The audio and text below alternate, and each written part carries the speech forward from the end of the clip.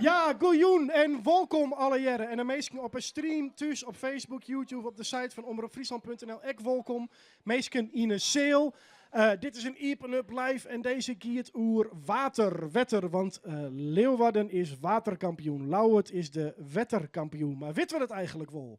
Daar geven we het van Jonas even nu. En natuurlijk weet ik dat hier een soort meesten binnen voor Daan Rozengaard. Ik ben ook heel wies dat hij hier is. Ik ben ook heel blij dat Daan Rozengaard hier is.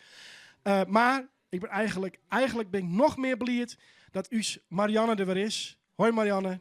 Hoi. Marianne Kleinstra. Applausje.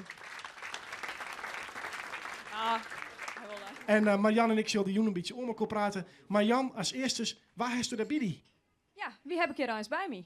Ik heb Maarten. Ik ben Nikita. Ik ben Michael. En jullie zijn van? De Life Sciences.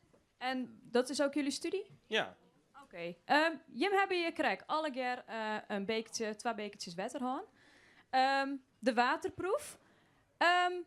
Wat is er precies test? Er wordt getest welke soorten water nou verschillend smaken en wat nou beter proeft. En waar hadden we de keuze uit? We hadden keuze uit bronwater en kraanwater. Bronwater en kraanwater. Nou, spannend. Ik zal je bekertje steen. Wat denken Jo? Wat wie? Wat zie je er in het derde bekertje? Bronwater. Bronwater in het derde bekertje. Ik zal je Rick bekertje steen. Het derde bekertje. Oh ja, nou ik moet eerlijk zijn, ik proef geen verschil. Maar dat kan ook aan mij liggen, denk ik. Geen verschil. Nou ja, goed. Jesje, ook ik naar bekertje steen. Het derde bekertje? Bronwater. Het derde bekertje bronwater. Laten we de hele series even vreegje. Waar denkt dat de rede beker bronwetter wie? Waar denkt dat de witte beker bronwetter wie? Oké, nou dat is eigenlijk 50-50. Wie er ik nog meesten die geen verschil preun? Ja. Oh, tje. Hele goede vraag. Ja, de gong zo weinig handen omheen. Ja, dat wil ik wel een beetje zo. Goed, de belangrijkste vraag. Waarom deze test? Nou ja, geef maar weer. Ja, ik heb niet zoveel informatie gekregen. Dat is wel een beetje jammer. Maar, Kom op. ja. Deze test is natuurlijk om te kijken welke water we het beste kunnen gebruiken ook voor Nederland. Nee, onze planeet bestaat uit 2/3 deel van water. En water is gewoon heel belangrijk voor ons. Ons lichaam bestaat uit 70%. Dus we moeten wel water hebben om te overleven. Maar gezond, schoon water wordt steeds schaarser. En daar moeten we toch steeds meer aan gaan werken. Ook door vervuiling van het water. Oké, Nou, natuurlijk. De uitslag. de uitslag. Ja, zeker. Wat zie je het in wat bekerke? Nou ja, goed. Wie mij de uitslag bekend maakt? De rode zijn toch... Nou, sorry. Zelfs ik weet het niet. Dat is erg. Nou, ik wist het dus ik net. Is er iemand die het wel weet? De redebeker is kraanwater. De rode beker weer kraanwater. Reed wie kraanwater. Nou ja, goed. Dan ging ik nog even En rond. witte wiet wie dus mineraalwetter. De reden weer dus kraanwater. Voortaan dus maar kraanwater in het restaurant. Ja, goed plan. En hoe liep het Jere? Waarmee? Ik was even met wat anders bezig. Helemaal prima. Goed. En had je hem in een restaurant binnen? Wat drink je hem voornamelijk? Nou, ik wil heel graag leidingwater. Ik weet dat dat heel erg goed is. Maar ja, ons leidingwater komt toch eigenlijk ook uit onze bodem. Dus dat is toch ook een soort bron. Ja, dat is helemaal waar. Maar als je vraagt om kraanwater, wordt dat dan in een restaurant? Lukt dat dan? Ja, als ik erom vraag, krijgen we het wel. Ja. Lukt dat over het algemeen bij de meeste restaurants? Ik zie ja's en nee's. Wacht even, Marianne. Dit is mevrouw woord steeds, maar daar ben ik wat dichterbij. Je doet er maar in. Mevrouw, wacht even, ja? Want dan heb ik de microfoon erbij. Dan kunnen je ook goed verstaan. Zeg het eens. Nou, jullie hebben... Ik hoor een beetje. Jullie hebben het over watervraag bij een restaurant. En als je dan vraagt, mag ik misschien wat water van u om wat medicijnen in te nemen, dan is het altijd oké. Aha. Ja. En Bijstaan. neemt u medicijnen Goed. dan? Ja, dan neem ik medicijnen hoor. Maar ik heb het ook wel eens stiekem gedaan, dat ik geen medicijnen neem. Kijk zo. Heel goed. Goed. Wij gaan even naar... Gouden tip. Gouden tip inderdaad. Wij gaan even naar Boukje de Vries, bekend gezicht in de Friese horeca. Dankjewel. ja, wat is het beleid van de Friese horeca omtrent kraanwater, bronwater? Want ja, de ien die zei het is helemaal prima. De oor die zei van, nou ja, prima, maar we doneren wel even wat aan het goede doel. Dan ben ik gewoon die zeggen, ja, we willen alleen nog mineraalwater schenken. Wat is daar beleid in? Nee, er is geen eensluidend beleid, maar het is dus aan de ondernemer zelf. Ik denk dat het toch een vorm van gastvrijheid is om altijd gewoon gratis water erbij te geven. Wij doen het zelf standaard bij de wijn en de koffie sowieso. En het Friese water is zo ontzettend goed, daar hoef je geen mineraalwater voor te drinken. Ja, en toch ben er nog best wel een protte restaurants die het net doen. Nee, maar het is aan de ondernemer zelf om daar zijn beleid in te voeren. Voor mij is het een vorm van gastvrijheid. Oké, nou, dat is heel duidelijk. Wat ik nog even moest zeggen. Wij hebben hier, daar, hele mooie kraanwaterbidons van Vitens. En iedereen krijgt na afloop een kraanwaterbidon mee van Vitens. Mocht je in een restaurant zitten, neem hem mee, laat hem vullen. Ja.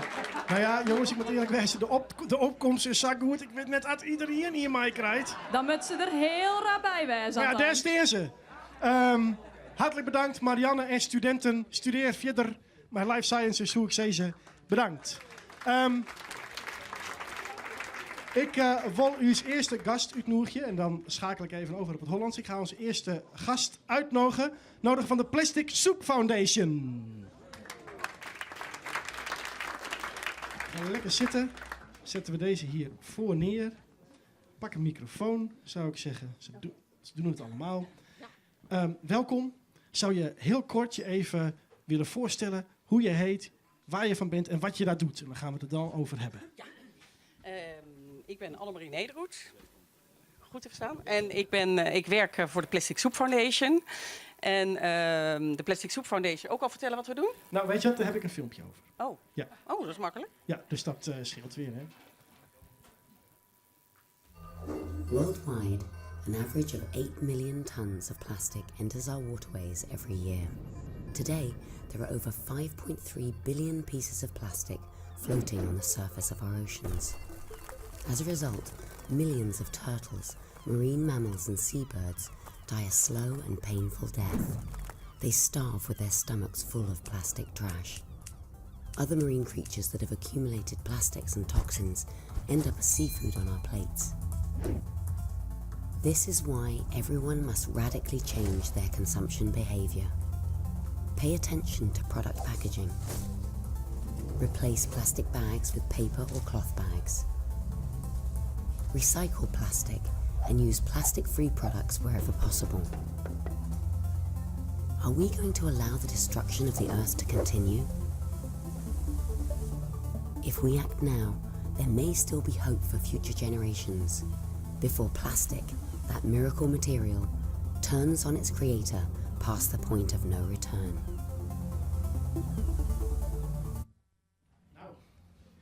Voor wie het allemaal heeft kunnen volgen, het is niet best. Nu bedenk ik me net, wij hebben net deze watertest gedaan met plastic bekertjes. Ja. Ja. Foutje? Ja, jammer. Ja, en helemaal, we zijn gewoon ergens waar we kunnen afwassen en ja, toch jammer. Dus dat betekent allemaal plastic bekertje in de tas, in de jas, mee naar huis en opnieuw gebruiken en uitwassen. Kijk, volg het voorbeeld van Helene, die stopt het hier nu in de tas. In ieder geval recyclen. Ja. Jij hebt wel eens gezegd in interviews, ik had al van vroeg af aan een haat-liefde verhouding met plastic. Ja. Vertel daar eens over. Mijn vader had een bedrijf in relatiegeschenken en dan moesten we af en toe helpen als kind. En het zat alles vast verpakt in plastic. De dingen waren zelf van plastic, maar ik vond ze ondertussen toch ook wel heel mooi. Maar ik dacht wel, ja, en dan waren het ook nog dingen die sommige mensen misschien meteen gaan weggooien als ze het krijgen. Ik dacht, dit kan gewoon niet goed zijn. En ondertussen vond ik natuurlijk plastic ook heel mooi, want het was heel mooi speelgoed en hele mooie kleurtjes. Ja. De Plastic Soup Foundation.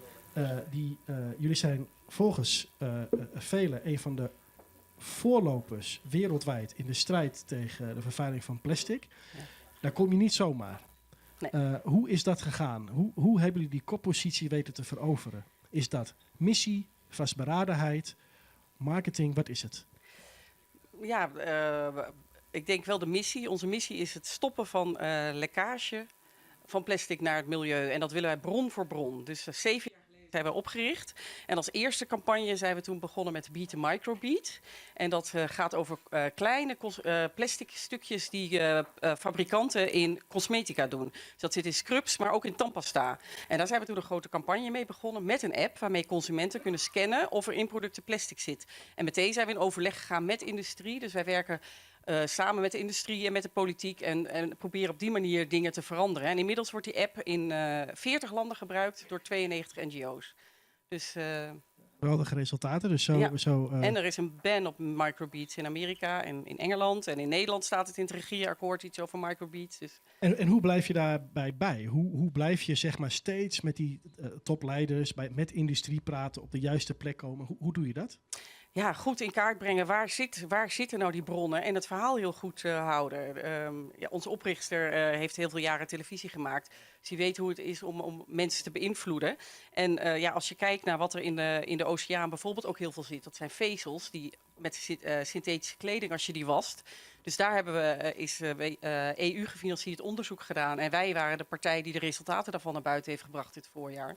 En dat is een andere campagne van ons. Dus ja, heel goed kijken naar wat er is. En ons nieuwste project wordt volgend jaar, of dit jaar zijn we dat aan het starten. Wetenschappelijk onderzoek wordt gedaan naar de effecten van plastic in het menselijk lichaam. Juist. Ja. Er zullen nog wel eens hele schrikbarende resultaten Ja, en we denken dat het dan bij iedereen nog dichterbij komt. Ja. Want jullie zeggen ook, als het zo doorgaat, zitten in 2050, dat is niet zo ver weg meer, dan zit er meer plastic in de zee dan vis. Ja. Dat vind ik een beetje moeilijk te geloven.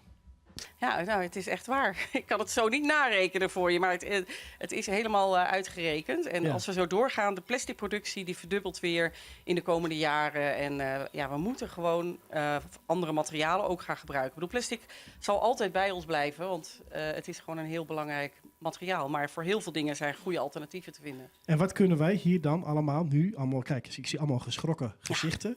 Zeg maar, die zijn gewoon bang dat ze 2050 al niet eens meer halen.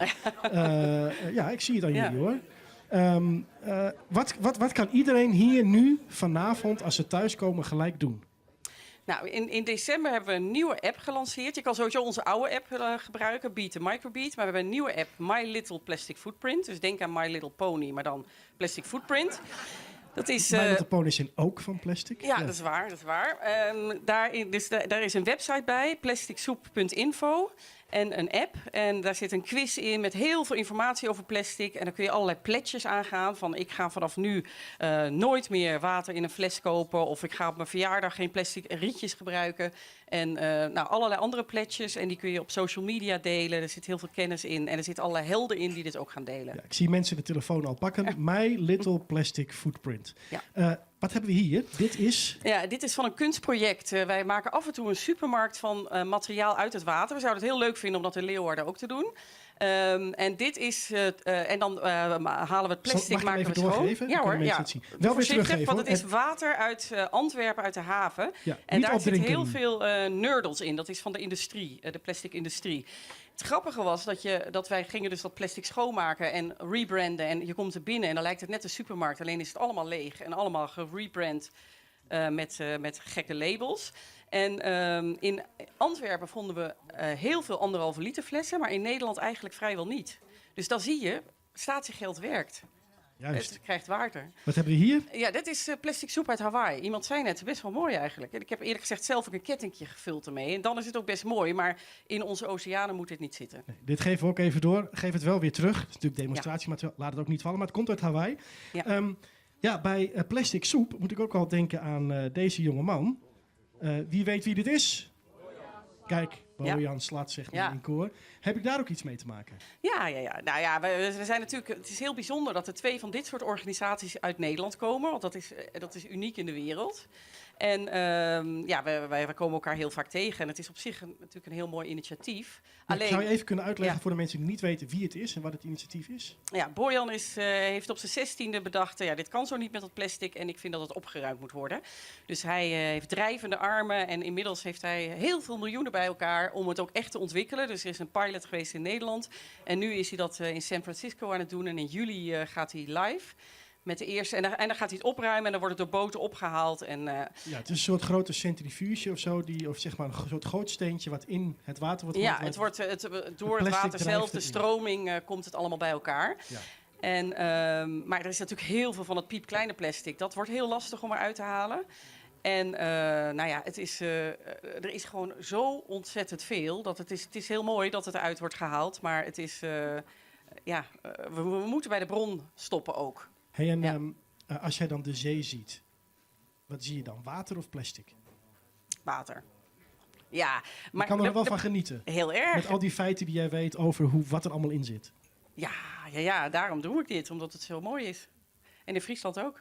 Zoveel Absoluut. water. Daar zijn we het geheel mee eens. Ik zal nooit meer wat van plastic in het water gooien, beloof ik.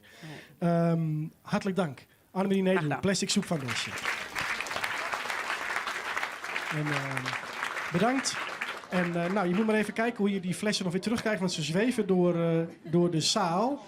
Wij gaan weer even naar Marianne en die stiet er. En waar haast u daar biddy? Ja, ik heb hier Siets Wiersma bij me, een van de dichters van Friesland. Together met Wetter Connecting 2018 zorg je ervoor dat gedichten ik op evenementen komen, begreep ik? Ja, dat klopt. Wij zijn door Water Connection vregen om als Friese dichters een aantal gedichten over wetten te leveren. En die spelen een rol bij het komend weekend. Die zitten in Grand Café Zetwe, die uitstalt. En in het gemeentekantoor, ga ik me vertellen. En dat zijn gedichten speciaal over wetter maken door verschillende dichters in Friesland. Ja, want de Dichters van Friesland, dat is een collectief. Ja, we gaan een collectief vormen om zoveel mogelijk gedichten, maar ook wat te maken met actuele zaken in Friesland. En op die wijze de poëzie in Friesland excels weer te actualiseren. En is wetter nou een grote inspiratiebron voor de Friese dichters? Of? Voor mij in alle gevallen wel. Ik kom in Grauw. Ja, dat is ongeneeslijk. Er is niks aan te doen. Net alleen het wetter, want ik realiseerde me dat als je in Grauw opgroeit, dan groei je op in een grote bak licht eigenlijk. Gewoon door de reflectie van dat licht altijd op het wetter, een dorp aan de mar. En dat ga je pas in de gaten als je later in je leven op oren plakken komt en denk je, wat is hier eigenlijk zo? Wat is dit hier? Maar dan kom je er op een moment achter, ik kom uit een dorp aan het wetter. En daar hing het een orensprankeling in de lucht. Nou, dat is een heel mooi berichtje, denk ik, naar die gedicht. Ja. Ik ben heel benijd. Ik mag er één wat zeggen. Het gedichtje Het Soldade op de Stad. En het is kreun precies voor die ervaring. Dat je soms in Ljout omrennen. En dan het gevoel hebt, dit is als een zeestad. En dat had met het water te maken. En met de wind. En met de loften. En met de helderheid. En die ervaring die heb ik bezocht een keer om de Wudden te brengen. En het Jit Soldade op de Stad. En elke die wat bekend met Portugal is. Begreep dat Soldade alles met zee. En langst met te maken. Soldade op een stad. Soms ben ik hier de oor. Als wie het werkwiek, het licht uit zee waar je opstoot. Wils de loft, een boetendikse romte loekt hoe de stad. Het onbeneemde wekker ropt.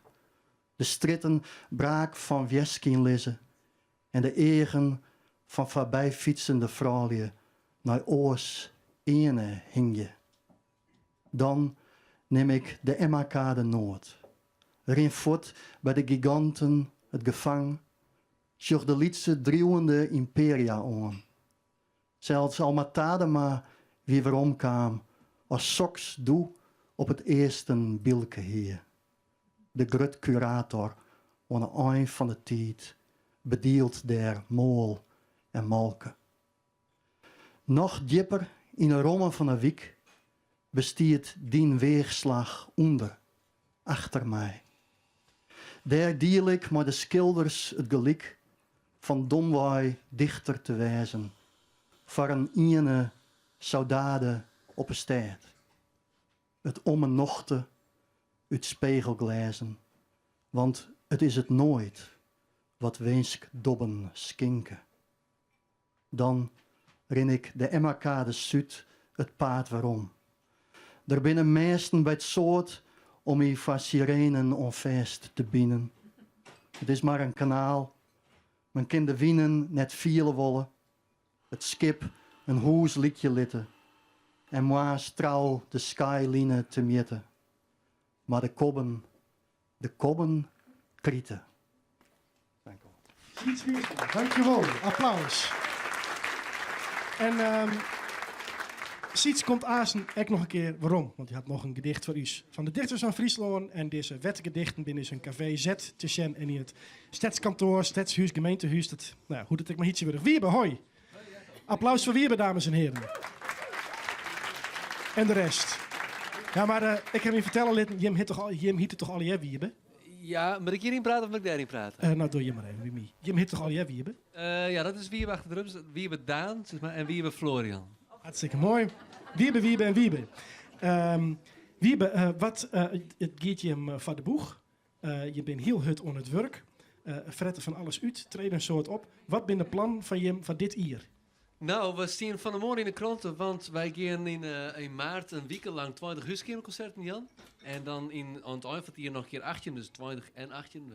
We gaan eerst 2018 huiskamerconcerten, maar het wie net helemaal haalbaar. Ik kan net goed rekenen, maar dat is wel een hele tour, hè? Dan zullen we kleerwijzen dat Ljouwerts ver culturele hoofdstad is. Zeg maar. En ben die al boekt of kan mensen zich nog aanmelden om die in de huiskamer te krijgen? Het gaat in moorden tempo, want ik wou van de morgen mijn bed al uitbellen terug de eerste. Maar er is altijd plak. Tenminste, er is nog altijd plak. En wij gaan gewoon zo vol mogelijk mensen willen we graag hebben. En dan kunnen wij zeg maar, ik zeg van nou ja, we gaan bij deze mensen longens. Die verdienen het of daar met we longens. Ja, dus dat houdt in, wollen jou wiebe in de huiskamer, want je al een beetje huiskamer ha, stukje wel. Nee, maar er is alleen nog stroom nodig. Oh, alleen nog stroom, prima. Nou, best. Dus 8 heeg, 8 kinnek. Ja, is het nou zijn? Dus meld je hem dan even bij Wiebe, want waar wit komt er dan bij hem. En ik meest thuis meld je hem bij Wiebe, of online of op Facebook. Want waar wit kun je dan Wiebe in de huiskamer krijgen. Welk versje jaren we nou van je? Nou, die had ik wel raakvlakken, maar Siets in gedicht. Want hier komt ook een sirene in voor. En dit is het album, wij zijn in een driehoek. En dit versje gaat door een driehoeksverhouding. En het heet Make Me Yours, featuring net minder als Elske de Wal. Elske de Wal komt uit de computer, hè? Elske de Wal komt van oorsprong net uit een computer, maar je hoort steeds op USB-stick. Juist. Elske op USB. Dames en heren, applaus voor Wiebe.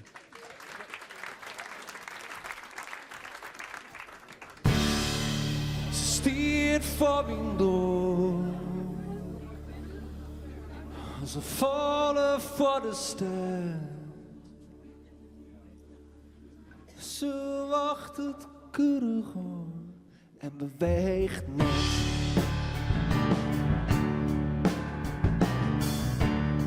Ze is goddelijk machtig, maar als wapenwien. Onverdraaglijk prachtig en ik liet haar doen.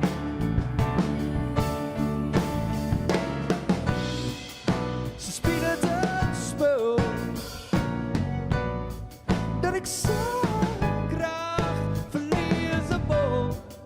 Ze spiegelt het spul en ze stiert voor, maar ik houd vol.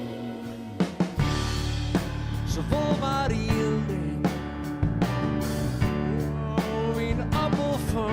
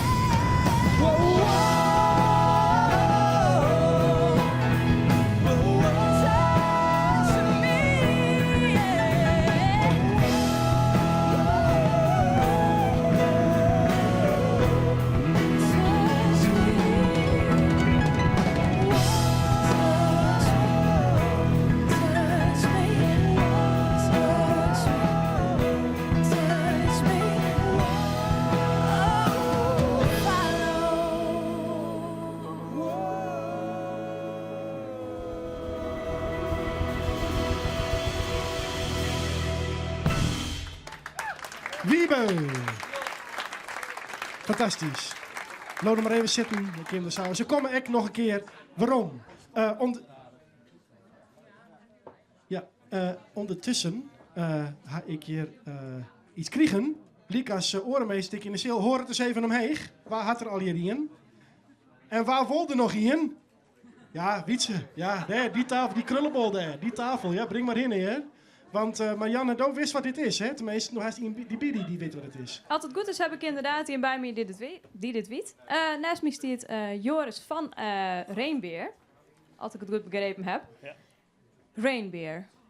Ja, het zegt het al. Het woord zegt het al eigenlijk. Wij maken bier van regenwater. Dus wat jullie hier drinken is Amsterdamse regenwater. Voor deze gelegenheid. En dat is eigenlijk, we zijn 1,5 jaar geleden zijn we begonnen in Amsterdam, omdat daar een enorm probleem is met regenwater en hoe dat de stad eigenlijk niet meer aan kan. En wij vinden zelf dat wij meer met regenwater moeten doen. En daarom doen we dat in elke stad. Want jullie doen het in elke stad. Dit is dan Amsterdams regenwater. Je hebt tegenwoordig brouwers die hebben een eigen bron en daar zijn ze heel trots op. Doen jullie nou ook dat je dan zegt, dit is Amsterdams regenwater en je hebt het ook met Fries regenwater? Nou ja, dat is natuurlijk toevallig dat je dat zegt. Maar ik heb ook een primeur in mijn achterzak. Een primeur? Ja, een primeur. Ja, we zijn met... natuurlijk wilden we ook... In de culturele hoofdstad wilden we ook bier gaan maken hier. En met de Grutte Pier brouwerij hier in Leeuwarden zijn we het allereerste Friese regenwaterbiertje hebben gemaakt. En eigenlijk is het een sneeuwbiertje, want dit regenwater, of laat zeggen sneeuwwater, is gevallen in rond 21 december, iets daarvoor. We kunnen dat ons allemaal nog herinneren, hè? Die sneeuw die er opeens was. In Oudkerk bij Admiraal Brouwerij. En hier heb ik hem. Hij is nog niet te drinken, dus we gaan hem hij moet nog 4 weken moet hij rijpen op de fles. En we gaan ergens in maart gaan we hem officieel lanceren. Laat hem even goed zien. Ja. Of mag dat nog niet? Ik ga het heel spannend maken natuurlijk. Hè? Ja, tromgeroffel. Even op de tafels. Als een...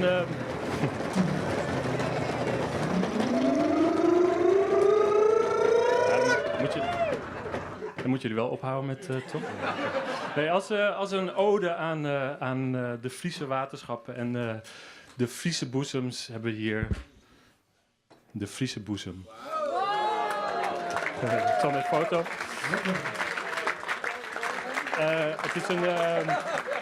Het is een triple biertje en hij is echt super lekker. Hij is vanmorgen heeft Frans hem al geproefd van de brouwerij en hij smaakt goed. Hij smaakt goed. Ik wil toch even naar de zaal, want ik zie allemaal mensen die hier zitten te walsen met hun glas. Jij wou heel graag proeven. Hoe smaakt hij? Hij is goed, ja, hij is lekker. Ja. En proef je ook dat het regenwater is? Of, Nou, ik proef niet zo vaak regenwater, dus... Amsterdams regenwater. Ja. Amsterdams regenwater, ja. Ja, hij is heel lekker, ja. Ja, ik zie hier ook nog glazen staan. Ik was hier net ook al. Wie heeft hem geproefd? Heerlijk. Ja, echt fantastisch. Ja. Echt fantastisch. Nou, dat belooft wat voor deze. Ik ben toch nog wel even heel benieuwd. Regenwater, dan heb je toch een beetje het idee... dat is niet, dat komt naar beneden. Maar ja, dat is natuurlijk niet helemaal zuiver. Niet zoals leidingwater. Wat voor proces gaat eraan vooraf? Het is een beetje flauw om te zeggen, maar het zijn altijd vrouwen die dat vragen. Ja, toch even een hygiënevraag. Dus nog steeds zit er het hangt een beetje vanaf waar de regen vandaan komt. In principe zeggen we hier dat we de schoonste lucht, schoonste regen hebben. Maar we filteren het wel van tevoren. Dat moet ook vanwege wetgeving enzovoort. En dan gebruiken we hele innovatieve partners die ook bij de Wateralliantie zijn aangesloten. Die hebben systemen waarmee we regenwater kunnen omzetten in drinkbaar water. En die vraag die stijgt natuurlijk enorm, omdat er steeds meer mensen zelfvoorzienend willen gaan wonen enzovoort. En wij komen in de wetgeving lopen wij tegen een aantal barrières aan, maar dat moet gaan veranderen, vinden wij. Zodat wij allen meer met regenwater kunnen gaan doen. Oké, nou, super interessant. Smaakt het water in Friesland dan ook anders dan in Amsterdam? Want dat is nu natuurlijk de hamvraag. Hij heeft hem geproefd. Ja, Hij was nog niet te drinken, maar... Dat is lastig, want het is, eigenlijk zou je kunnen zeggen dat elke bui anders zou smaken. Dat is ook vaak zo. Wat interessant is om te zeggen is dat we maken ook een versie van drinkwater hiervan. En dan zie je dat deze veel zachter is, omdat er bijvoorbeeld geen kalk in zit en een aantal andere mineralen niet in zitten. Dus het is als je hem vergelijkt met een versie die met drinkwater is gemaakt, dan is hij, vinden wij het natuurlijk lekkerder. Hij is veel zachter en hij glijdt zo je mond in. En waar kunnen we dit kopen? Deze kan je zo meteen in heel Friesland kopen. Dat is niet een goed verkoopprijsje, maar je kan ze in elke... Kijk, in principe in elke stad kun je hem... Eigenlijk moeten we nog een robbertje over vechten, maar eigenlijk overal kan je hem kopen zometeen. Ja. Goed, ga ze volgen, de jongens van Rainbeer. Dankjewel. Ja. Wij gaan terug naar Jacco. Nog even een applaus voor mannen die bier maken. Heel nieuwsgierig dat er zei van... alleen nog vrolijk vreetje, hoe skin is dat wetter... Blijkbaar vind man genoeg aan het bier is. Ik is het niks schelen wat er wij komt. Ondertussen heb ik hier drie mensen op een richtje te zitten als uw nieuwe gasten. Ik neem het maar even een panel droege voeten. Wil je hem even voorstellen? Beginnen we bij jou en dan komen we aan bij jou. Waarom? Ja. Paul van Erklens, dijkgraaf van het Wetterske Friesland. Pieter Hoornstra namens de Friese gemeente wetterambassadeur van Friesland. Ja. En ik werk nog van de gemeente. Dames en heren, wacht even. We gaan even opnieuw beginnen, want u praat er doorheen. Waardoor sommige mensen hier vooraan zeggen, ik kan het niet horen. Dus zullen we afspreken, ook voor de mensen aan de bar?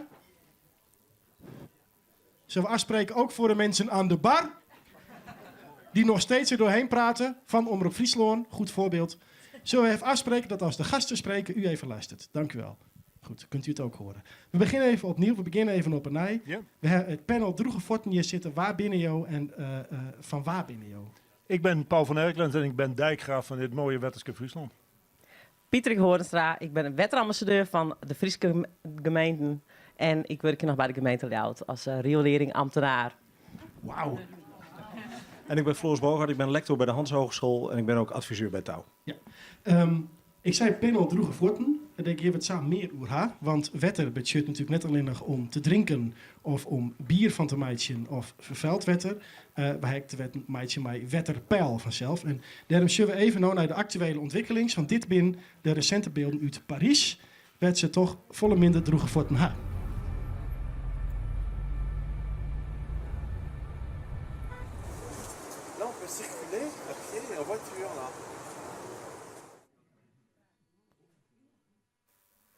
Dit zijn dus beelden van de oude Monique in Parijs. Makken terug de politie daar. Dit zijn al je beelden van Parijs en buitenwijken. En je zegt, het is daar heel bot oestreemd. Meestal in een bootje terug de stritten en ik zit er al je plastic soep. Lui, il a des grandes cuissardes, lui. Bootje varen. Het ziet er romantisch uit, wie het net zo verschrikkelijk. Ja, dat zijn dus de recente beelden uit Parijs. Meneer Van Erkelens, u bent dijkgraaf, heet dat. Voor mij is het een van de oudste officiële overheidsberoepen in Nederland zelfs. Ja. Wat betekent dat dan dat u van adel bent en tegen het hoogwater strijdt? Ja, dat eerste niet, het laatste wel. Ja, want wat doet een dijkgraaf? Nou, een dijkgraaf is eigenlijk de burgemeester van het waterschap. Zo zeg ik het altijd tegen mijn moeder, want dat is het makkelijkst om dat uit te leggen. Maar een dijkgraaf is voorzitter van het bestuur van het waterschap en regelt dus eigenlijk alle bestuurlijke dingen rond het waterschap. En wat doet een waterschap? Want wij weten allemaal dat daar 1 keer per jaar komt er een brief van dat het geld kost en het automatisch wordt afgetrokken. Dan denken we van, waarom moet het ook alweer? Ja, dat klopt. Ja. Wat hebben we aan het waterschap te danken? Iedereen zal toch wel denken van, als ik die brief krijg, wat is het er eigenlijk wel weinig wat ik hoef te betalen voor het waterschap? Hè? Dat denk ik wel zo. Ja. Ja. Ja, kijk, het waterschap zorgt in de eerste plaats voor de dijken. Hè, langs de Waddenzee hier in Friesland en langs het IJsselmeer.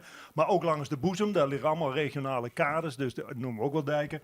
Verder zorgt het waterschap dat overal onder ons gebied het peil zodanig is dat er goed op geboerd en op gerecreëerd dan alle functies boven de grond bediend worden. En ten derde, wij zuiveren ook nog al het afvalwater. Dus ook de rioolwaterzuiveringen die vallen ook onder het waterschap. Duidelijk dat je ook net stilzitten. Jim H. van de Wieken of zelfs van de Moondlook je een klimaatagenda presenteert. Ja. Wat is dat precies voor iets? Nou, als je naar het waterschap kijkt, dan zijn wij toch ook een overheidslaag die heel dicht bij het klimaat en de klimaatverandering staat. Eigenlijk als je naar het ontstaan van de waterschap kijkt, dan heeft dat allemaal met klimaatverandering te maken. Dat begon met kloosters die gezamenlijk dijkjes bouwden rond poldertjes. Boeren hebben dat later opgepakt. Rond 1953, 55 waren er nog een paar honderd waterschappen in Friesland op die manier ontstaan. Nu is er nog maar 1 wetterskip. En dat is eigenlijk toch allemaal de strijd tegen en later is het met het water geworden. En wat stiert er dan nou specifiek voor deze tiert? Als je naar de klimaatverandering kijkt, dan komt er de komende jaren geweldig veel op ons af. U heeft misschien allemaal wel een beetje gemerkt dat er toename is van het aantal hoosbuien wat valt. Nou, hoosbuien zijn toch gekke fenomenen, want dan komt er een enorme hoeveelheid water op een klein oppervlak. Het watersysteem kan er wel op orde zijn, maar u heeft toch water in de straat. Of u op parketvloer komt voorbij of iets dergelijks. En dat is ontzettend lastig. Daar moeten we een oplossing voor bedenken. Als je kijkt naar de zeespiegel, dan is de verwachting. Nu werken we eraan dat we 35 centimeter stijging kunnen bolwerken. Maar iedereen verwacht dat in 2100 er een meter stijging is van de zeespiegel. Dus daar zal nog wel een schepje bovenop die dijken moeten. Maar bovenop de dijken betekent ook dat die dijk in de breedte moet veranderen. Daar moet je nu al rekening mee houden. Dan moet je dus nu geen huizen gaan bouwen. Al dat soort dingen, dat komt in die klimaatagenda aan de orde. Het bestaat uit zo'n 40 punten. En daar moeten we wel wat mee doen. En belangrijk daarbij is, nog één opmerking, is dat wij als waterschap daar ook heel sterk in concluderen dat wij als waterschap het niet meer alleen kunnen. Kijk, er is een zekere verwendheid in Nederland ontstaan dat die waterschappen en Rijkswaterstaat het allemaal wel even regelen. Niemand in Nederland heeft nog een goed waterbewustzijn. Dat we hier onder de zeespiegel leven en dat misschien toch wel gevaarlijk kan zijn. Dat is een beetje weggezakt omdat we na 1953 is er niemand meer overleden aan een overstroming. Zo goed doen we het eigenlijk met z'n allen in Nederland. Nou, als je naar de toekomst kijkt, dan zijn er toch grotere risico's. En daar moeten we allemaal een steentje aan bijdragen. U moet uw stenen uit de tuin halen, want dat water moet er in de grond zakken. Niet in de riolering. Zo zijn er allerlei andere dingen die wij samen moeten doen. Werken is in dit lijstje en die klimaatagenda, die stiert die op je website, die klimaatagenda? De klimaatagenda zal zeker op de website terechtkomen, want het is een bestuurstuk. Dat staat allemaal op de website. Ja. Het bestuur gaat er volgende week over praten met elkaar of er de juiste dingen in staan. Prima. En wij komen bij u allemaal in de buurt. En Floris zal er nog meer over vertellen, want in alle gemeenten zijn we bezig met dit onderwerp. En gaan we ook de dialoog met iedereen aan om te kijken, wat kan iedereen nou zijn steentje, hoe kan iedereen zijn steentje bijdragen? Ik heb wel in de gaten, Jo leidt het net. Ik ga even naar Pietrik. Pietrik, dus zei ik ben wetterambassadeur. Ja. Wat komt, is dan wetter wat in het boeteloon in een probleem komt het dan bij die? Nee, absoluut niet. Of het is een Wurresto-wetter, of wat is de wetterambassadeur? De wetterambassadeur van Friesland is de ambassadeur die het wetter verbindt tussen de verschillende partijen. Dus tussen het wetterskip, tussen alle Friese gemeenten, want ik behartig alle Friese gemeenten, en tussen de provincie. En we zijn nu heel druk bezig met ons programma uit te zetten met Water Connecting. Maar we hebben daarnaast nog een heel soort orenzaken erin, reguliere zaken. En waarom is dat nederig dat Sto de best? Want die partijen die daarvoor ook al, kunnen ze zonder die net goed samenkomen? Nou, als je de gemeenten die binnen van de 24 binnen nog 19 uur, dat ben best een heel soort in Friesland. We zijn echt uniek dat we hier zo goed geerwerken op alle fronten met elkaar. En daar mogen we best wel heel gerust op wijzen. Als gemeenten hoe wij net meer alleen hetzelfde te vinden. Nee, dat delen we met elkaar onder vakant al. En dat delen we ook met het wetterskip en ook met de provincie. Ja, en wat smiet dat dan op? Dat smiet op. Dat is net meer elke keer voor elk dingetje hetzelfde uitvinden. Maar nee, dat deelt maar elkaar. Dus dat is volle efficiënter. Ja. Nou, hij krijgt je hebt weer 40 punten voor wat er nog gebeuren moet. Dus daar heeft nog heel wat te doen. We hebben heel wat te doen, ja. En wat is nou de prio? Bijvoorbeeld voor de Stert Lauwert, wat is het gebied van wetter en droege voeten. Hier nou in Lauwert de prio. Hier in Lauwert is nou heel actueel natuurlijk van hoe horen we hier droege voeten? Hoe horen we hier droege voeten net van de overstromingen alleen nog van de zee, maar ook wat op ons aankomt om de klimaatveranderingen. En dan ben we heel druk mee bezig om dat al in kaart te brengen. Juist, want daarom zitten jullie hier. Floris Boogaard. Ja. Klopt. U bent wetenschapper. Ja. En u heeft ontwikkeld de klimaatstresstest voor gemeentes. Ja. Ik ben een gemeente, ik ben een burgemeester. Ik zie dat in een vakblad. Ik bel u op, u komt langs. Hoe test u mijn gemeente? Ja, dat is op verschillende manieren. Eigenlijk moeten elke gemeente voor 2020 moeten ze inzicht hebben in waar de steden heel erg kwetsbaar zijn. En dat is op alles effecten dat het klimaat kan hebben. Dat is overstroming, zoals net al gezegd werd. Maar bijvoorbeeld ook de droogte. Dat kan ook gaan over waterkwaliteit. Dat kan over hittestress gaan. Dus wat wij doen, de methodiek, is feitelijk berekeningen maken. Heel gedetailleerd. Met 9 punten per vierkante meter rekenen we uit hoe het water stroomt in de stad als het heel hard regent. Bijvoorbeeld een bui van 60 mm in een uur, wat 1 keer in 100 jaar plaatsvindt. En we rekenen dan heel erg gedetailleerd uit wat de kwetsbare plekken zijn in de stad. En nu doet u dat per gemeente, maar ja, naar mijn idee trekt water zich niet veel aan van gemeentegrenzen. Nee. Dus dan heeft gemeente Leeuwarden zo'n klimaatstresstest. En even verderop Tietje Extra deel. Gaan ze dan allebei zelf daar wat voor verzinnen of hoe moet ik dat zien? Nou, het bijzondere van Friesland is dat we feitelijk, daarom zitten we hier ook met z'n drieën op de bank, dat we dat inderdaad gezamenlijk doen. Dat betekent dat alle gemeentes van Friesland, dat is heel bijzonder, dat is feitelijk wordt het ook de grootste stresstest genoemd van Nederland. En eigenlijk Nederland loopt ook voor met stresstesten, dus je zou bijna van de wereld kunnen zeggen. Alle gemeentes zijn betrokken bij deze stresstest. Dus ook hier weer op het gebied van waterkampioen. Ja, ik denk dit is heel bijzonder wat we aan het doen zijn. Want het zijn niet alleen de gemeentes en het waterschap dat hier zit. Ik ben lector bij een Hans Hogeschool. Samen met VAL, de hogeschool hier, trekken wij dit hele proces. Dus we hebben de young professionals erbij. We hebben bedrijfsleven erbij, zoals Touw die met de modellen komt. En daarom hebben we een soort triple helix waarmee we het samen oppakken. Want dat is eigenlijk ook nog maar de eerste stap. Je berekent waar de kwetsbaarheden zitten in de stad. Maar daarna heb je natuurlijk ook nog heel veel te doen. Je moet het ook nog waar oplossen. even verklappers, waar in Leeuwarden moet ik uitkijken als het regent? Onderaan de terp. Wat zei de stad Pieter? Onderaan de terp. Onderaan de terp, oké. Binnen mensen in de cel, die zeggen van ja, maar nou ga ik even een vraag, nou wil ik even wat weten en een vraag stellen aan een van deze mensen. Want dan zit je net zo gauw met op een rietje. Dan kun je je hoorn even opsteken en dan komt Marianne Bier. Ja, wacht even tot Marianne de Bier is. Vertel even om waar je de vraag stellen wil, wat de vraag Ja, is. ik ben even benieuwd, die meneer met die bril op van het waterschap. De dijkgraaf. Ja. Meneer Van Erkelens. Ik woon bijvoorbeeld zelf in een flat 12 hoog. Ja. En kan weinig water opvangen, jammer genoeg. Maar wat kunnen jullie bijvoorbeeld doen voor als je in zo'n flat woont die van een woningbouw gehuurd is? Hebben jullie bijvoorbeeld contact met woningbouwverenigingen? Want als ik bijvoorbeeld zie wat voor water daar naar beneden komt, denk ik, goh, dat zou zo mooi zijn als daar wat mee gedaan werd. Ja, al dat water wat op zo'n flat komt er daarna naar beneden stroomt. Wat zou je daar...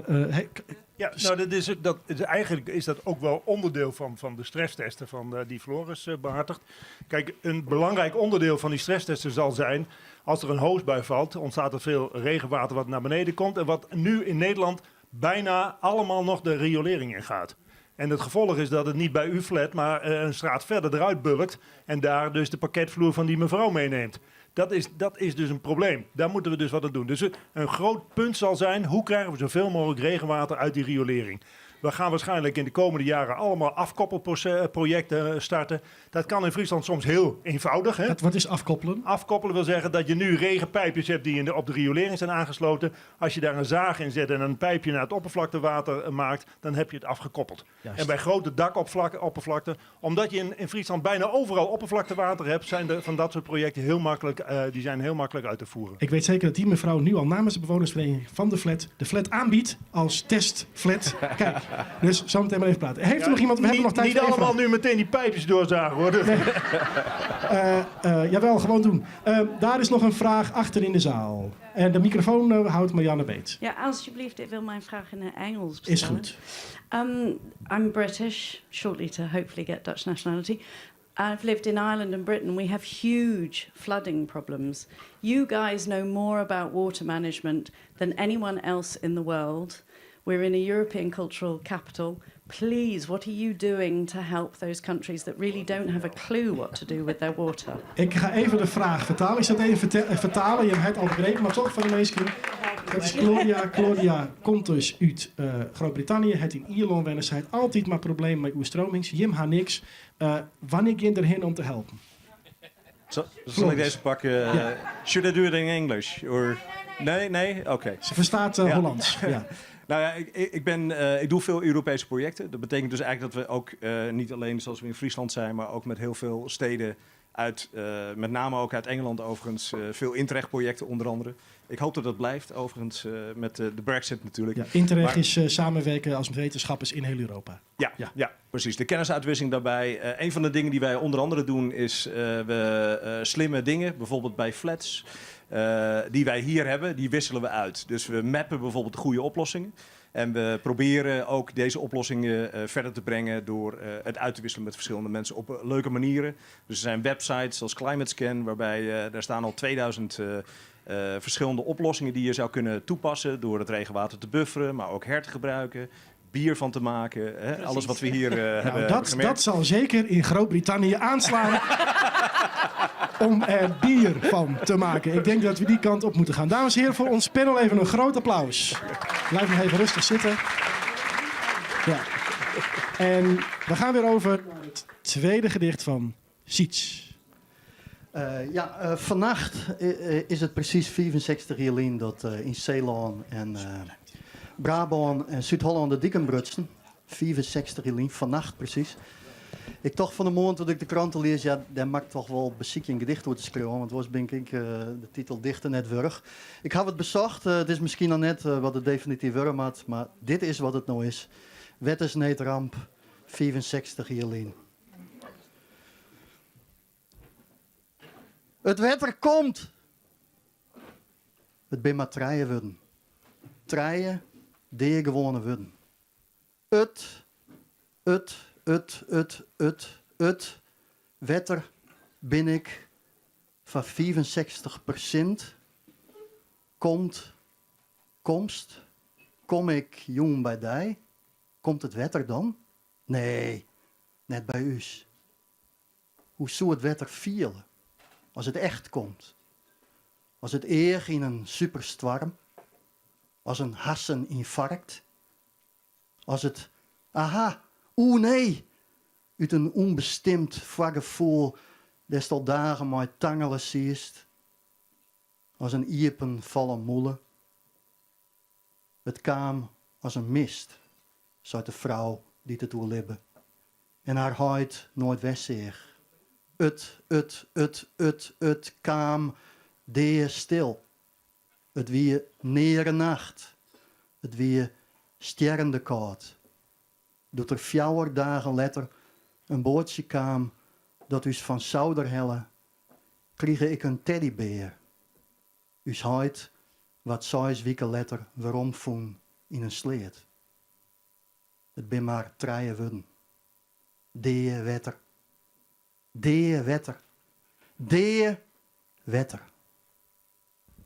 Applaus, Siets Wiersma. En zoals zijn die gedichten van de orendichters van Friesland binnen Ectischen in Café Z of in het stadskantoor. Zij hiet het nevens mij nog steeds. Ik had ze nou maar voor oren. Maar Jan, dat is opscoot. Dat is 2 knappe koppen bij die. En al je apparaten. En ik ben gek op apparaten. Wat hebben we hier al hier? Ja, wat hebben we hier? Ik sta hier naast Martin de Vught. En doe je bij dit apparaat, of net? Dat klopt. Wat zocht ik hier? Dit is een drone. Geen vliegende, maar een onderwaterdrone. En die wordt gebruikt om waterkwaliteit te meten. Mag ik het aanrijden? Kan je misschien even optillen? Kun je het optillen? Dat weet ik eigenlijk niet. Ik weet het niet. Kijk, ja. Ja, hartstikke mooi voor het beeld. Een onderwaterdrone. Ja, een onderwaterdrone. Deze dingen worden gebruikt om bijvoorbeeld waterkwaliteit te meten. Er kunnen een paar sensoren op. Er zit een camera aan de voorkant. En worden gebruikt om bijvoorbeeld bij sluizen te kijken of er dingen stuk zijn of om dijken te controleren. Oké, want wat studeer je dat je hiermee in aanraking komt? Ik studeer milieukunde op het Van Hal. En mag jij hiermee varen? Ik nog niet, maar ik hoop dit 4e periode, en dat is over 2 periodes, bij de pilotencursus te mogen doen. Je moet dus een pilotencursus doen om met dit ding te mogen varen? In principe wel, ja. Oké, heel interessant. Ja, je mag hem neerzetten. Is het een zwaar ding? Het weegt wel wat. Het is niet extreem zwaar, maar het is net ongemakkelijk, zeg maar. Nee, oké. Want het ziet er voor mij uit als een, ik denk voor iedereen, als een soort, torpedo. Ja. Is dit heel erg nieuw? Het is vrij nieuw, ja. Het is eerder wel gebruikt om dingetjes als wrakken te onderzoeken. Maar we proberen dit soort dingetjes steeds meer toe te passen, ook met Waterskip Friesland en dat soort instanties. Oké, want je hebt het nu over instanties. Als je dit als particulier wil hebben, als ik nou graag onder water... Ze zijn te verkrijgen als particulier. Ja, want is er een markt voor dit... Ze worden verkocht, dus er is blijkbaar een markt voor. Oké, hip, leuk. Ik weet niet precies wat je als particulier mee zou willen doen. Nee, Marianne, wat zoest er eigenlijk met wollen? Ja, daar ben ik nog net helemaal... Ik denk iets met vismigratie bestuderen. Oké. Dat is ook een van de dingetjes waarvoor ze heel goed te gebruiken zijn vanwege de camera die erin zit. Als je gaat kijken naar bijvoorbeeld een vispassage aan de voorkant en aan de achterkant, kan je dus kijken wat het verschil is in de vissen die voorkomen. En dat is ook een hele goede indicatie voor de waterkwaliteit. Ja, dat is dus een heel mooi bruggetje naar straks. Heel goed gedaan dit. Ik sta hier naast Erik Algra, aan de andere kant van mij. Ja, een fietspomp. Ja, een fietspomp. Dat... En 2 kistjes. En 2 kisten, ja. We steren eigenlijk, ik kon Fries, hè? Dat mag je in het Fries, tuurlijk. Ik ga even aan deze kant staan, want ik denk dat het dan beter is voor de camera. Nou, we steren eigenlijk net 2 identieke kisten. De ene lijkt wat oors door de oren, die is ook wat oors. Want dat is een stevigere uitvoering dan dit. En dit zijn eigenlijk zuiveringsmethoden voor ontwikkelingslanden. Ja, hier in Friesland we hebben meer dan genoeg water. In Nederland ook en in het westen. Maar in andere gebieden is dat wel oors. Dan haal ik het met name uit Afrika natuurlijk, is een heel bekend voorbeeld. Maar er zijn tal van andere landen die een groot water tekort hebben. En de meesten die krijgen ziektes doordat hun water net schoon genoeg is. En dat gaat meestal om bacteriën die erin zitten en virussen. En die zwaaien voor ziektes als cholera en malaria kunnen zelfs voor zwaaien. En dat resulteert vaak in diarree en daardoor has een groot kindersterfte onder andere. Dus dat zijn heel grote problemen in die landen. Ja, dat is echt een hele grote probleem. Maar hoe werkt dit dan? Kan je dat kwad uitlezen? Ja. Sjenlitten? Nou, het bestaat eigenlijk uit 3 onderdelen. Dat is het grote membraan, neemt dat, een keramisch membraan. Er zitten honderden van deze litse staafjes in. Het zijn eigenlijk een soort van rietjes. En die zijn van keramiek maken en daar zitten al je litse poriën in. En die zijn van 40 nanometer ongeveer. En dat houdt net alles in, maar dat houdt de bacteriën in en virussen. En dat is juist wat we in eerste instantie eruit willen houden.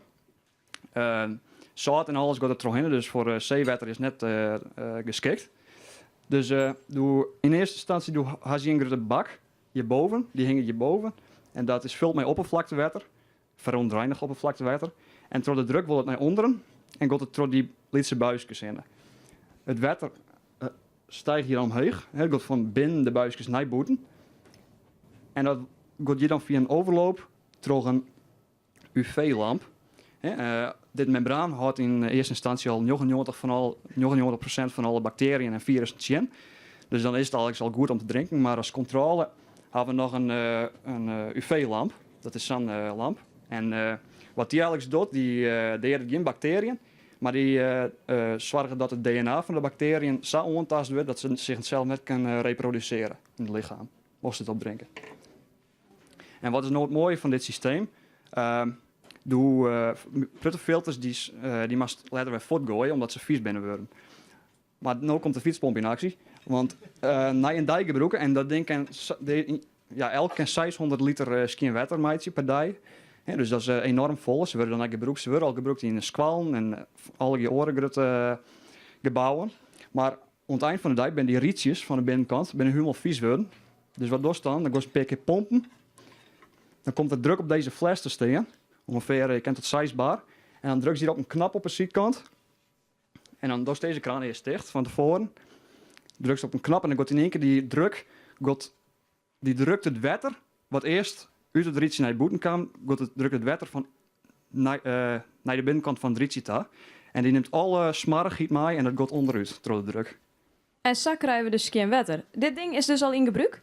Ja, deze is in gebruik in verschillende Afrikaanse landen. Door de stichting Water for Everyone. En ook onder andere in Haiti, Dominicaanse Republiek, Indonesië, China. Dus, ja. En hoe lang heeft de Rodien of hij hem de Rodien om zo'n ding te ontwikkelen? Nou, hij is in eerste instantie voor de organisatie World Servants ontwikkelen. Dat is weer in 2008. Dat we dus met die stichting in samenwerking met Van Hal Arenstein studenten En zij er ontwikkelen. Ik had er zelf net om werken. Maar ze worden nog steeds geproduceerd en ze worden nog steeds verbeterd natuurlijk. Nu kerst eventueel nog een actief koolfilter erachter doen. En dat is eigenlijk kool. En dat helpt kleur uit het water. Hè? Dus je wordt eigenlijk geen geel water drinken. En dat helpt giftige stoffen kan eruit halen. En wist je nou riek mooi? Nou, ik zeker net. Ik ben in Amsterdam natuurlijk. Nee. Nee. Uiteindelijk, het is gebaseerd op natuurlijk subsidies en giften van mensen. Dus riek mij wist er sowieso net. Hè? Maar dan kun je wel een heel groot verschil maken in verschillende dorpen. Hè? Dus dan kun je wel een verschil maken. Net bij jezelf, maar wel bij andere mensen. Nou, dat is een hele mooie gedachte. Applaus inderdaad. Juist. Hartelijk bedankt. Een geweldige uitvinding. En had je met even het Shenkoen en je wil toch nog even weten hoe het zit met het koolfilter, kun je hem aast nog wel even rinner Shen. vooral even langs. Juist. Het is heel leuk. Hartstikke mooi. Bedankt jongens. Geweldig verhaal. Positief. Ondertussen, deze man denkt iedereen eigenlijk wel, maar ik zie hem toch nog even voorstellen. Dames en heren, Joop Mulder. Joop, goeie. Miljoen. Hoe is het met die? Nou, best. Mooi. Ja, het is een beetje wennen aan het festival, maar het gaat goed. Ja, want Doe bent natuurlijk van het eilandkaam en hierheen. Dus dit is eigenlijk mijn eerste vraag. Van, ja, welke rol speelt de zee eigenlijk in die lim? Een hele grote. Ja. Ja, ik hoor continu de zee om me heen. Ik heb een consequente ruis in mijn oren en ik zeg altijd maar van, dat zal de zee wel zijn. Geen tenines of tenannes, hoe het heet, maar ja, precies. het is de zee. Ja. Nee, maar anders daar is het te gaan. Want een zee maakt het een eiland. Een zee het bijvoorbeeld van Oerol eigenlijk het mooie podium maken. Nou zit je aan de orenkant, want er werkt is sense of place in het Waddenkustgebied. Dan komt ze maar net oude van die zee. Ja, nee, ik laat de zee niet los. Het is natuurlijk, het was altijd mijn droom om grote, mooie landschapsprojecten te maken. En dat wilde ik heel graag op de Schelling. Maar uiteindelijk kreeg ik op de Schelling de kans niet, omdat ze dat alles maar tijdelijk wilden. En toen de vraag van Janne Witske kwam, toen zij nadacht Janne Witske over... de Vries? Ja. Ja, over culturele hoofdstad, dacht ik van... Nou, dan wil ik toch wel gaan kijken of ik dat kleinschalig op een mooie manier daar kan doen. En toen ik eigenlijk, zeg maar, min of meer op zoek ging aan de Waddenkust naar die mooie plekken, toen kwam ik al die prachtige verhalen tegen. En het landschap waarvan ik dacht van, het is waanzinnig dat ik dat niet eerder ontdekt heb. Het is gewoon helemaal geweldig. En daar wil ik dus nu mijn dingen doen, maar wel heel erg gekoppeld aan de zee. Ja, want is zee dan eigenlijk ook, is zee ook landschap? Absoluut. En zee creëert landschap. Als je kijkt naar wat wij gedaan hebben in het noorden, waar we begonnen zijn met verkweldering, met inpoldering, met alles. Eigenlijk is natuurlijk dit hele gebied is gewoon zee, alleen we hebben het water weggelaten. A sense of place. Je krijgt een... nee, ik geloof dat Joop... Ja, Nog meer water. Oh, ja. Zet maar neer. Sense of place, kan je even in... Daar kan je heel veel over vertellen. Maar nog even, voor de mensen die het niet weten, in een paar zinnen. Wat behelst het project Sense of Place, wat langs de Waddenkust speelt? Sense of Place is bedoeld om, hetzij door het aanbrengen van wat wij dan noemen magneten, mooie landschapskunst, gewoon de mensen laten zien hoe fantastisch het landschap is. Daar heb je accenten voor nodig, maar soms ook gewoon het onzichtbare zichtbaar maken. Want er is zoveel moois te zien, alleen mensen fietsen eraan voorbij. En dan heb je gewoon een heel klein accentje nodig om mensen duidelijk te maken wat nou de schoonheid van het landschap is. En het is zo waanzinnig in het noorden. Eigenlijk is dit de oorsprong van Nederland. Maar het is niet helemaal rond, hè? Sorry? Het is nog niet helemaal rond. Nee. Tuurlijk, het is een Sense of Place is aan de ene kant een organisatie die veroorzaakt, aan de andere kant ook mogelijk maakt. En als je ziet hoe Nederland in elkaar zit, dat je ten aanzien van regelgeving, ten aanzien van alles wat er bedacht moet worden om iets überhaupt mogelijk te maken. Dat betekent dat je mensen ook op een andere gedachte moet gaan brengen. En als ik dan zie wat er in de dorpen in het noorden allemaal gewenst was, wat nooit voor elkaar gekomen is. En nu zeggen we, ja, maar we pakken het toch aan, maar het moet voor elkaar komen. En daar is Sense of Place ook voor bedoeld. Ja, hoe hou je het vol? Want jullie bedenken wat, het dorp staat erachter en ergens een ambtenaar komt één regel tegen, zegt computer says no. Ja, maar na 35 jaar oerrol is... Oké, goed. Heel goed. Ja, hou vol. Ja, precies. Welke onderdelen van Sense of Place hebben direct te maken met water en bijvoorbeeld ook met zeespiegelstijging? Nou, kijk, het zijn de verhalen. Dus verhalen die allemaal te maken hebben met... En een van de mooie voorbeelden is... waar Paul Erkelenz het net over had van... Die zeespiegel die stijgt en we moeten dus die dijken aan gaan passen. En die moeten misschien wel hoger, maar die moeten ook breder. En die willen we eigenlijk anders. En die dijken die willen we ontdoen van asfalt, van basaltblokken. We willen ze meer glooiend maken. We maken van harde dijken zachte dijken.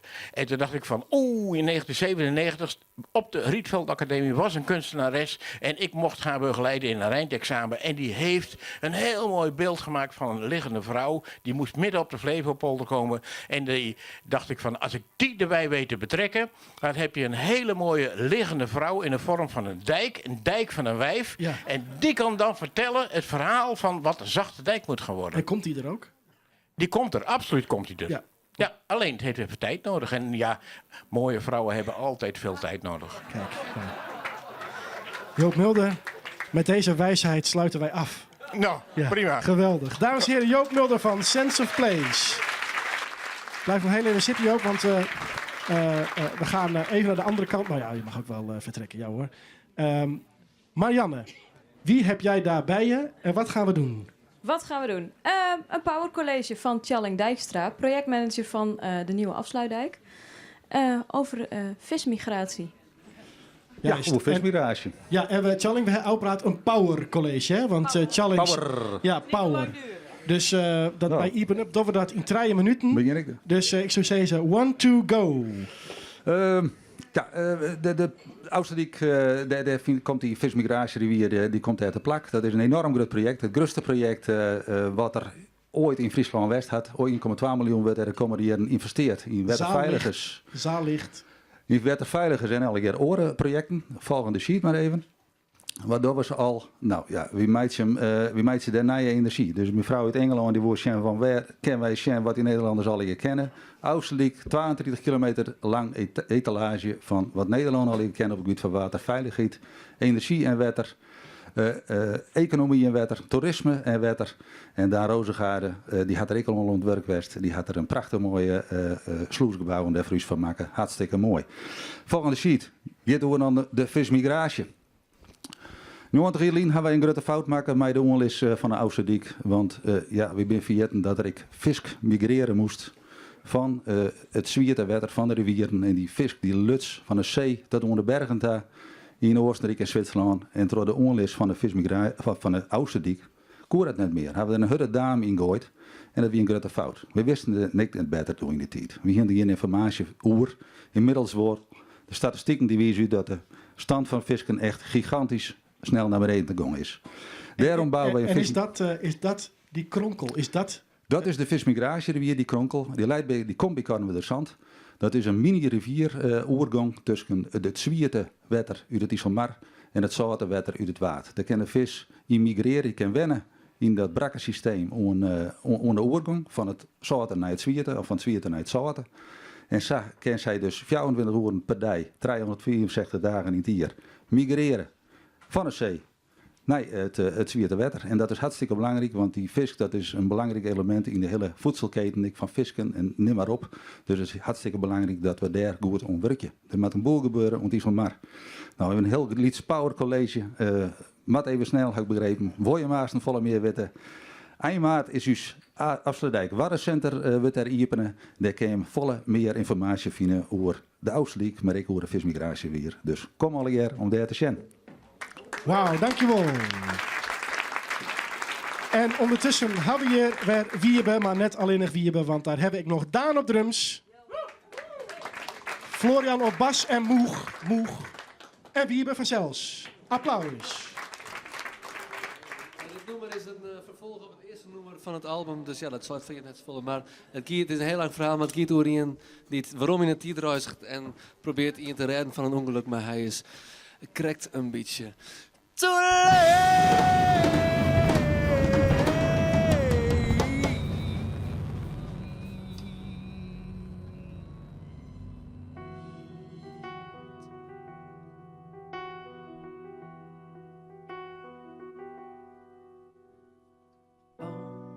my knees. Boy, I beg you to forgive me, please, please, please. I screwed it up, and now she's gone. I'm scared my tears will never stop. Don't you get it? Don't you get it? When you fight with fate, when you fight with fate, when you fight with fate, you're already too late. You've never seen the veiled face of mine before. Well, son, I will come clean. Have you wondered how your love's face and yours would look like money years from now? Now you get it. When you fight with fate, when you fight with fate, when you fight with fate, you're already too late.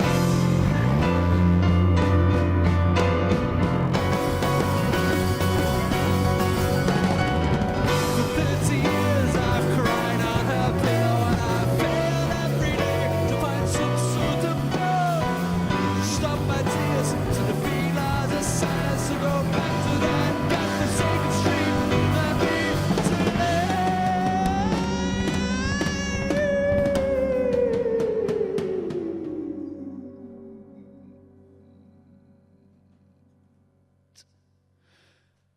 Now don't you cry.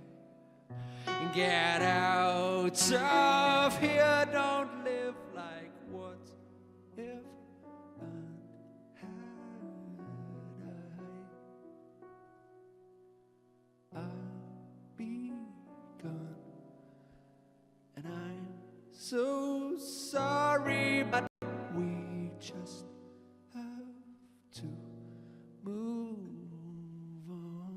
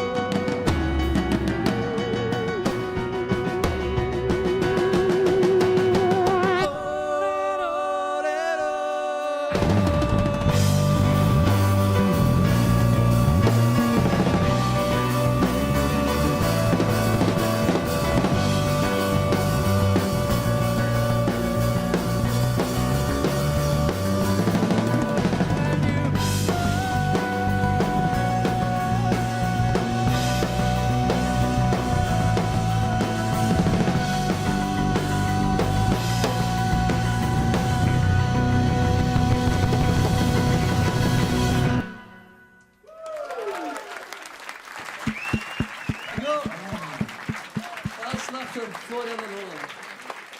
Wie ben? Ja, jongens, als je hem zo nou net meer in de huiskamer gaan willen, daarheen. Ja, ik zei, ja, Daan Rozengaarde trouwens. Dat was heel goed, hè? We gaan van het ene hoogtepunt naar het andere. Daan Rozengaarde, welkom. Goedenavond. Leuk om weer terug in Friesland te zijn. Heel goed, heel goed. Ja, je bent hier natuurlijk, dat weten we allemaal, van jouw kunstwerk wat hier op het Zaailand wordt gebouwd. Daar gaan we het zo nog over hebben. We doen dit gesprek in het Hollands, want je zei ik leer elke dag een woord Fries. Ja, mijn Fries is nog een beetje roestig. Ja, weet je nog welke je net van mij hebt geleerd? Arjo. Jongen, ja, je. Jongen, ja, jongen. Nee, maar dat is echt heel grappig. Als je iets nieuws doet, leer je letterlijk elke week minstens 1 nieuw woord. We hadden dat ook met Rijkswaterstaat, dat kan ik nu wel zeggen. Daar hebben we veel mee samengewerkt. Dus een hele andere organisatie. Heel goed, maar heel anders. En op een gegeven moment kregen we een verzoek tot botoverleg. En wij echt, botoverleg? BOT. Weet je wat een botoverleg is? Benen op tafel overleg. Dus, maar dat is echt heel gaaf. Dus elke week nieuwe woorden. Heel belangrijk. Jongen, ja, je. Mooi onthouden. Jongen, ja. We gaan even, ja, heel goed. We gaan even, ik heb mijn quota voor deze week weer binnen. Ja. Top. We gaan even heel kort kijken naar een filmpje. Even waar jij heel kort wordt voorgesteld. Ja? Door jezelf. Oh ja, deze is al oud, ja. Toen waren we nog jong en blut.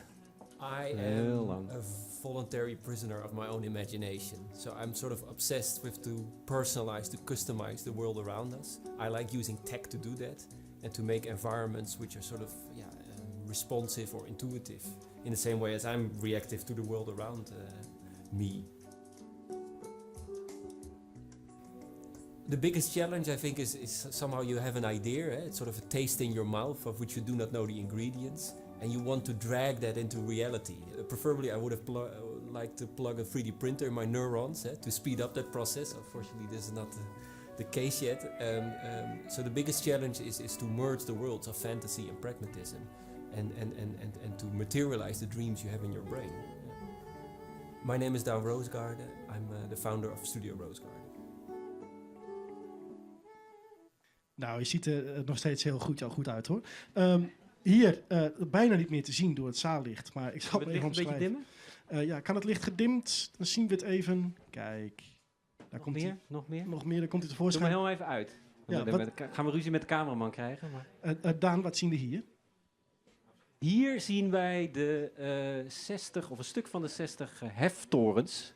En deze beschermen ons Nederland. Zonder dat zouden we letterlijk verzuipen. En waar staan deze? Dit is Den Oeverkant. Ja, dit is de Den Oeverkant. Je weet wel, de Noord-Holland-kant. De andere kant. Afsluitdijk. En, de afsluitdijk. Dit is de afsluitdijk, ja. Zo wat je hier ziet is een soort hommage aan de architect, 1932 Dirk Rozenburg, die het bijna een soort tempels heeft ontworpen. Hè. Dus deze openen en sluiten eigenlijk de sluizen. En tegelijkertijd hebben we een soort statement willen maken over de toekomst, over energie, over ervaring, over entree, over exit. Dus op basis van de koplampen van de auto lichten de gebouwen op. En als er niemand is er geen licht. Dan deze en die... Permanent te zien, nu altijd. Permanent te zien bij de afsluitdijk. En dan deze, dit is waterlicht. Of waterlight. Waterlicht. Ja. Die is nu vanaf vrijdag en zaterdag. Morgen. Is die hier. Morgen al te zien. Ja, morgen. Dus dit is eigenlijk een combinatie van LED's en lenzen die aangeeft hoe hoog waterniveau zou kunnen komen. Vanwege stijgend zeespiegel, vanwege dijkdoorbraken. En we zijn nu heel druk bezig met 12 man om eigenlijk een locatiespecifieke daarvan te maken. Hier letterlijk om de hoek op de markt. En wordt heel bijzonder. Dus morgenavond, die avond erop en die avond daarop voor iedereen te zien. Nou, zeker naartoe gaan. Het is een beetje eng, maar ook wel mooi. Nou, daar houden we van. Ja. Ja. Waar ik dan benieuwd naar ben, is jij gebruikt interactieve kunstwerken om iets aan de kaak te stellen of om iets te verspoedigen of om proberen een verandering teweeg te brengen of het verschil te maken. Als ik even ook de jongere Daan uit het filmpje interpreteer. Is dan bijvoorbeeld waterlicht, is dat dan een kunstwerk? Is dat een maatschappelijk statement? Is het wat is het? Ja. All of the above. Ja, maar dat is net zo, ben je een man of ben je een zoon? Wat snap je? Ik snap nooit zo dat verlangen naar dat scheiden en die hokjes. Ik denk, juist een Leeuwarden of een Friesland of een Nederland, eigenlijk is het hele landschap één groot kunstwerk. Hè? Joop had het er ook over. Vanuit civiel technisch, we gebruiken techniek en creativiteit om te overleven. Hè? Zonder dat zouden we letterlijk verzuipen. En tegelijkertijd heeft het ook een soort schoonheid in zich. Dus ik denk het gaat aan de ene kant om die schoonheid voelbaar en tastbaar te maken. Maar tegelijkertijd is het ook een soort uitdaging. Wat kunnen we ervan leren? Kunnen we drijvende steden maken? Kunnen we energie opwekken uit het getijdenverschil? Dus ik denk dat het zowel een hele poëtische als een hele praktische uitdaging is. Ja. En hoe kunnen we zien, zouden we van afstand kunnen zien, als jij iets nieuws maakt, dat het een kunstwerk is van jou? Waar kunnen we dat aan zien? Wat is jouw handtekening? Omdat ze zijn zo verschillend. Wat is volgens jou zelf... Verschrikkelijke vraag. Oh, ja. nou ja, goed. Nee, maar dat is het oh, dat is grappige, fijn. ja. Goed zo. Nou, beantwoord hem dan maar. Ja. Dat ga ik ook zeker doen. Weet je, wat ik ook net zei, je wordt gedreven door je idee. En je hebt een idee en een idee brengt je ergens. Het is een soort van, shit, ik heb een idee, het moet eruit. Dus als je het zou willen definiëren, wat eigenlijk een maker definieert niet. Net zoals als je net aan die band vroeg van, welke muziekgenre ben je? Volgens mij worden ze dan ook heel ongemakkelijk en nerveus. Dat bepaalt iemand anders. En dat is ook prima. Maar wat ik denk, het is sociaal gedreven. Het houdt van innovatie. En het wil je een ervaring maken die je gewoon anders naar die wereld doet laten kijken. Maar het heeft heel erg te maken, ik maak dingen om mijn wereld, gewoon puur voor mezelf, weer begrijpelijk te maken. Want ik snap die wereld niet. Ik snap die. We geven 1,9 biljoen euro per jaar aan oorlog uit. Per dag. En ondertussen, weet je, vinden we het zo moeilijk om te investeren in dat nieuwe, in het duurzame. Waarom vinden we dat zo moeilijk? Dus als ik gewoon even, ik maak die dingen om die wereld voor mij weer begrijpelijk te maken. En dan hoop dat je hem deelbaar maakt, dat andere mensen daar ook in mee kunnen. Je werkt over de hele Snap wereld. Snap je wat ik bedoel? Ja, nee, ik begrijp wat je Heb ik bedoelt. die vraag beantwoord? Of Ja, niet? enigszins wel. Ja, heel fijn. Ik doe mijn best. En mijn vervolgvraag is dan... Ja, ik doe mijn best. Mijn vervolgvraag is dan... weet je dat zo te doen dat je ook merkt dat je iets universeels aanspreekt? Ja, zeker. Want Ja. een kunstwerk kan natuurlijk door waar mensen wonen, hoeveel geld ze hebben, wie de maar basis bij hun... dat is het mooie als je met licht en technologie en creativiteit... want dat is het fascinerende. Ik geloof steeds meer, we leven in een wereld waar er niet een gebrek is aan geld of aan technologie, maar aan verbeelding. En in die zin, Leeuwarden culturele hoofdstad, hè, en eigenlijk de afsluitdijk als een soort entreepoort voor Friesland en Waddengebied. Heeft dat heel erg in zich. Maar je moet het wel gaan vieren. Dus je moet het herkennen en je moet het gaan erkennen. Hè? Ja, dus dat staat op het Dudok-monument. Een volk wat leeft, bouwt aan zijn toekomst. Ja. En soms is er een soort aarzeling in een regio zoals dit. Dat zegt, ja, maar mag dat wel en moet dat wel en kan dat wel? Of wat kost het? Of wat kost het? En allemaal dat soort dingen. Denk ik, ja, dat zijn relevante vragen. Maar wat willen we nou? En waar dromen we van? Waar zit onze identiteit nou in? Dus ik denk, die vraag is fundamenteel en essentieel. En is universeel. En je probeert dingen te maken om dat tastbaar te maken. Ja. Ja, en zoiets. Ja, jij gaf net het voorbeeld van, goh, kijk eens wat we uitgeven aan oorlog en oorlogstuig. Wat wij merken bijvoorbeeld bij culturele hoofdstad heel vaak, waarom kost dat zoveel? Zijn er niet andere problemen in de wereld? Ik denk dat jij het ook wel eens voor je voeten geworpen krijgt. Het zijn non-discussies. Je moet het erover gaan hebben wat je wilt bereiken. En is dan €1, is dat veel geld of weinig geld? Is €1000, is dat veel geld? Ja, wat wil je bereiken? Snap je? Dat is veel belangrijker. Dus je moet die droom, die visie neerzetten. Dat is, als ik een nieuw idee heb, dan zeg ik gooi eigenlijk een punt op de horizon. En dan ga ik terugkijken, terugrekenen. Hoeveel tijd, hoeveel mensen. En dan ga ik nadenken, oké, wil ik dat? Kan dat? Lukt dat? Wat weet ik wel? Wat weet ik nog niet? Wat wil ik leren? Ja. Nu heeft Leeuwarden ook een punt op de horizon gezet. Dit jaar moet eigenlijk een soort motor zijn voor een legacy daarna.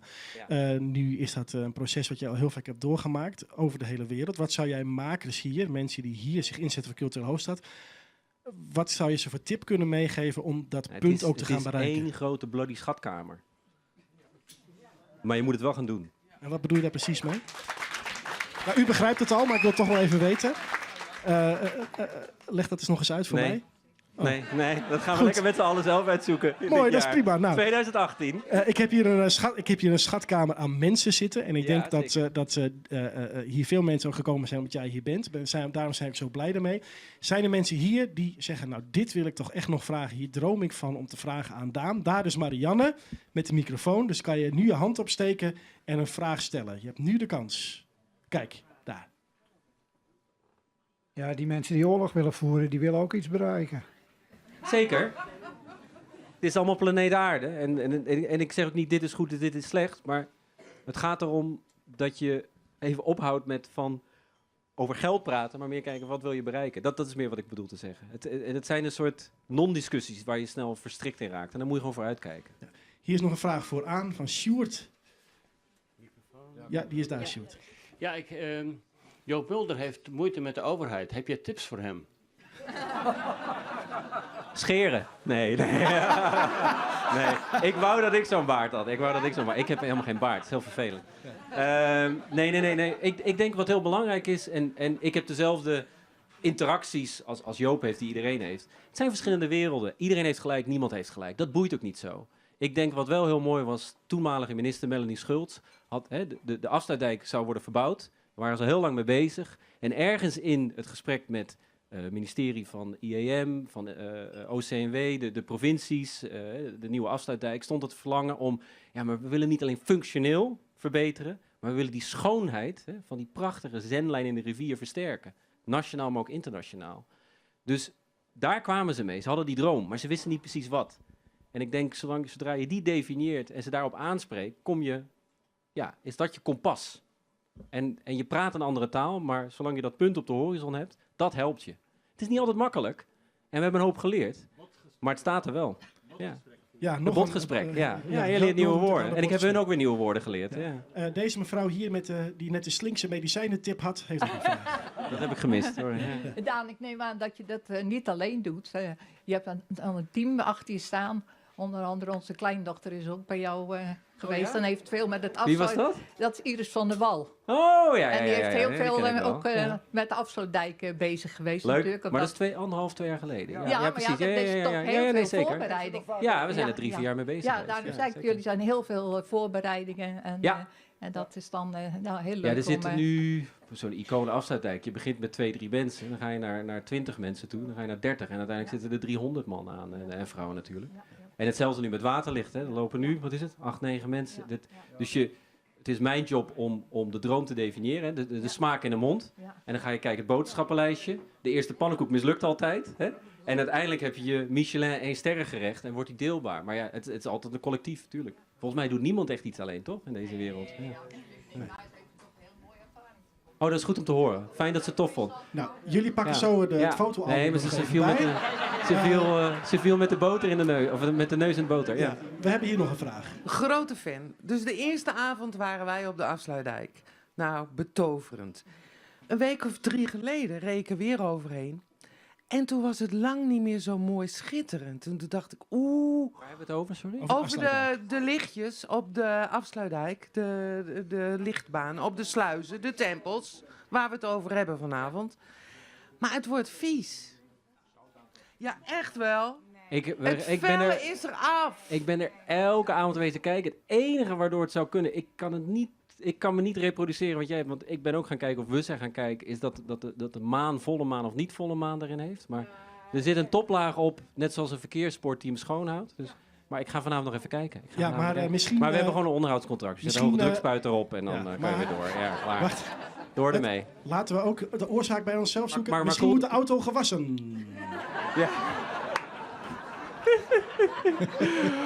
Dat had ik moeten zeggen. Ja. Oké, ik ga veel ingewikkeld de hele tijd. Ik zag daar nog een mevrouw met het glas bier omhoog. En daarna hebben we nog kans voor 1 vraag. Dus dan moet je nu wel echt... ik kan het de hele avond doen, hoor. Ja, anders dan worden we eruit gegooid. Bier, jongens, dat is een heel mooi verhaal. Hè? Want bier, daar zitten minder bacteriën in dan water. Wat is je vraag? Dus vroeger dronken de mensen gewoon bier in plaats van water. Dus daarom doe ik het ook. Maar de vraag is eigenlijk, of de stelling is eigenlijk van... zit er niet veel te veel roet in de lucht in Nederland? Want het zou toch kunnen zijn dat die coating dat toch aantrekt van jullie. Nou, mensen zijn nog niet klaar met wat er precies aan de hand is op de afsluitdijk. Nou, een tip. Zou het, ik reed er net vanavond langs en hij loopt gewoon te shinen, hoor. Dus, Maar dat kan je niet zien, hè? Dit zijn hele kleine deeltjes, toch? We gaan het als je het kan verder, niet zien, heb je er ook in dit geval geen last van.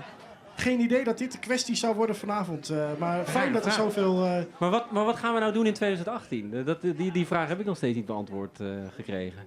Wat wij allemaal gaan doen in 2018. Ja, want nou, hier zit Helene. Helene kent het hele programma uit haar hoofd. Die ga ik je dat zo meteen even helemaal vertellen. We hebben nog tijd voor 1 vraag. Wie heeft er nog een vraag voor Daan? Dat kan nu. Ik hoor een ja.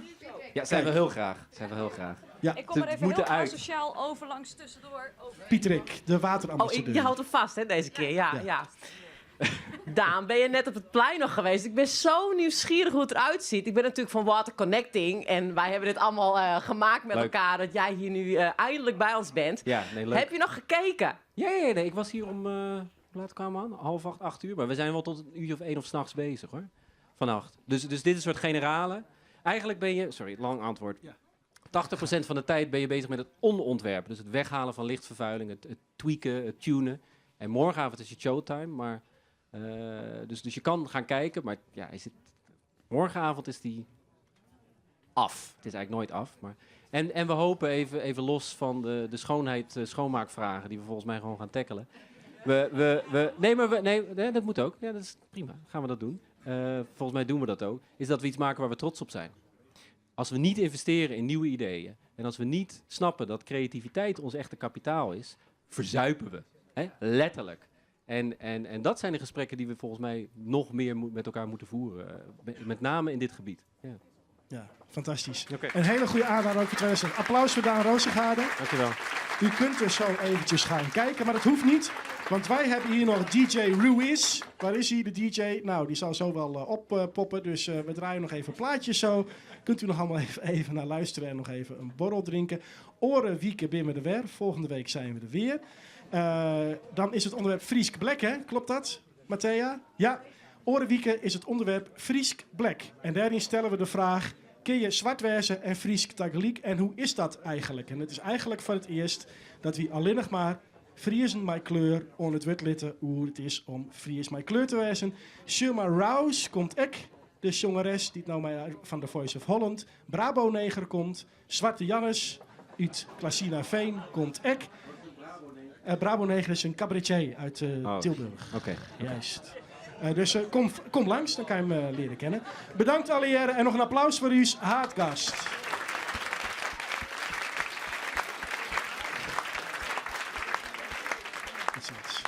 En tot volgende weekend. DJ, muziek. En Netflix, het nog iets. En neem nog gezellig een drankje.